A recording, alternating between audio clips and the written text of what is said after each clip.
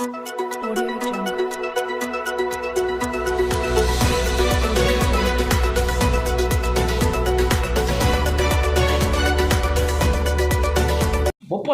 40% வாங்குறான், எல்லாத்துலேயும் ஊழல், எதை எடுத்தாலும் திருடுறான், போதை மருந்து கடத்துறான், அதில் பணத்தை வாங்குறான், அதில் சினிமா எடுக்கிறான், இவ்வளவும் பண்ணுறான். ஒரு சினிமா ஒரு கம்பெனியை வச்சுக்கிட்டு தமிழ்நாடு பூரா இவனே சினிமாவை டிஸ்ட்ரிபியூட் பண்ணுறான், எல்லா தேட்டரும் இவனே பிடிக்கிறான், இவன் கம்பெனி படம் மட்டும்தான் ஓடணுங்கிறான், மற்றவன் நடிகனையெல்லாம் விரட்டுறான், அவன் நடிக்கிற அவன் கம்பெனியெல்லாம் தூக்கி உள்ளர போடுறான், இப்படி பண்ணுறான்.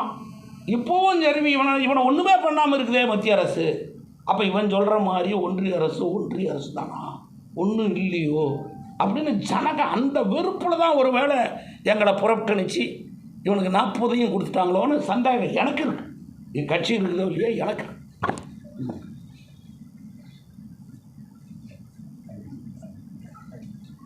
அமைச்சர் கே நேரு வந்து பாஜகவோட தொடர்பில் இருக்காருன்னு பேசப்படுது.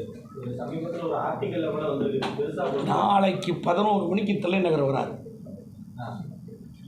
காலையில், அவர்கிட்ட போய் கேளுங்க. இல்லை உங்கள் ஊருக்காரர் தான், இங்கே தான் தலைவர் அவர். இந்த மாநகரத்தினுடைய வளர்ச்சிக்கு பெரும்பகுதி பங்காற்றிருக்காரு. பல்வேறு கல்வி நிறுவனம் உருவாக்கியிருக்காரு, பல்வேறு நண்பர்கள் உருவாக்கியிருக்காரு, மகனை MP ஆக்கி நாட்டுக்கு சேவை செய்கிறதுக்கெல்லாம் பண்ணியிருக்காரு, எல்லா வேலையும் பண்ணியிருக்காரு. அதனால் எல்லா இடத்துலையும் எல்லாம் நல்லா பண்ணுறது அவர். அதனால் அவரை போய் கேளுங்க, ஏங்க இப்படி சொல்கிறாங்களே, உங்களுக்கு தொடர்பு இருக்கா அப்படின்னு. நான் இப்போ தான் சொன்னேன், இப்போ தான் ஒரு நிமிஷத்துக்கு முன்னாடி சொன்னேன், அவர் பூத்துலேயே நாங்கள் ஜெயிச்சிட்டோம்னு.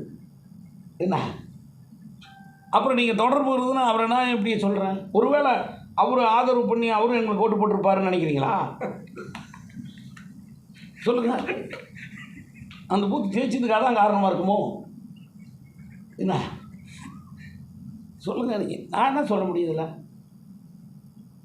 எங்களோட தொடர்புல இருக்காருன்னு எங்களோட இல்லை.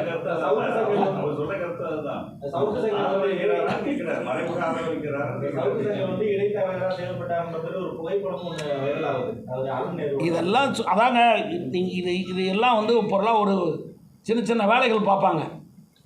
திடீர்னு செய்திகளை மாற்றுறதுக்கான வழிகளை பார்ப்பாங்க. இப்போ ஒரே ஒரு கான்செப்ட் எங்களுக்கு இருக்கிற ஒரே ஒரு கான்செப்ட், பாரதிய ஜனதா கட்சியினுடைய ஒரு நேரடி எங்களுடைய லட்சியம் என்னென்னா திமுகவை ஆட்சியிலிருந்து விரட்டுதான். தமிழக ஆட்சி பொறுப்பிலிருந்து திமுக வெளியேற்றப்பட வேண்டும். அது எல்லோருடைய நலனுக்காக செய்ய வேண்டிய மிக முக்கிய லட்சியங்கிறது. அதை நோக்கி பயணிச்சுக்கிட்டு இருக்கிறோம். இடையில் எதெல்லாம் வருது, அதுக்கு எங்களுக்கு யாரெல்லாம் ஆதரவு தர்றாங்க, தரட்டும், தந்தால் வாழ்க்கை வர்றோம், வரவேற்கிறோம். நீங்கள் சொல்கிற மாதிரி அவர் ஒருவேளை நேரு எங்களுக்கு ஆதரவு தருவதாக இருந்தாலும் வரவேற்கிறோம். என்ன, தேங்க்யூ, ரொம்ப நன்றிங்க.